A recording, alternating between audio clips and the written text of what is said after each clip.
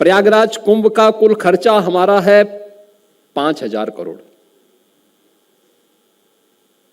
अभी हमने प्रधानमंत्री जी से जिन कार्यों का लोकार्पण और शिलान्यास 13 दिसंबर को कराया था वो कुल 5,000 करोड़ रुपए से के थे।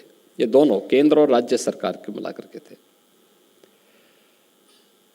मैं मान के चलता हूं कि 40 करोड़ श्रद्धालु आएंगे और यही एवरेज लगाऊंगा 2 लाख करोड़ रुपए की इकोनॉमिक ग्रोथ होगी, भारत की भी और उत्तर प्रदेश की भी। अगर इसमें से 5,000 करोड़ रुपए प्रयागराज की कायाकल्प में लगते हैं तो सिटी डेवलपमेंट का जो मॉडल हम दे सकते हैं, मुझे लगता है उन लोगों की समझ में नहीं आएगा जिनको अभी तक पता ही नहीं है कि नदी को चैनलाइज करके नदी की आयु बढ़ाई जाती है, न कि उसके प्राकृतिक प्रवाह को अवरुद्ध किया जाता है। एक अद्भुत क्षण है हम सबके लिए, यह अद्भुत क्षण महाकुंभ का, और इसके लिए हम लोग अपना सौभाग्य मानते हैं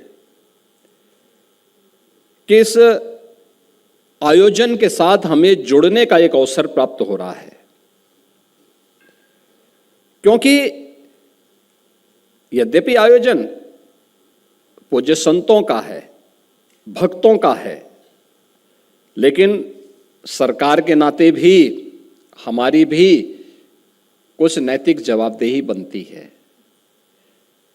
उस आस्था को अगर आधुनिकता के साथ जोड़ करके श्रद्धालुओं की सुविधा को और अच्छा क्या करने में हम योगदान दे सकते हैं तो उसमें बुराई क्या है, क्योंकि वो तो घूम फिर करके फिर सरकार के पास ही जितना पैसा लगाएंगे उतना घूम फिर करके वापस सरकार के पास ही आ जाना है। लेकिन यही होता है, इसी को कहते हैं कि गद्दी तो विरासत में मिल जाती है लेकिन बुद्धि नहीं मिलती है। बुद्धि के लिए प्रयास करना होता है।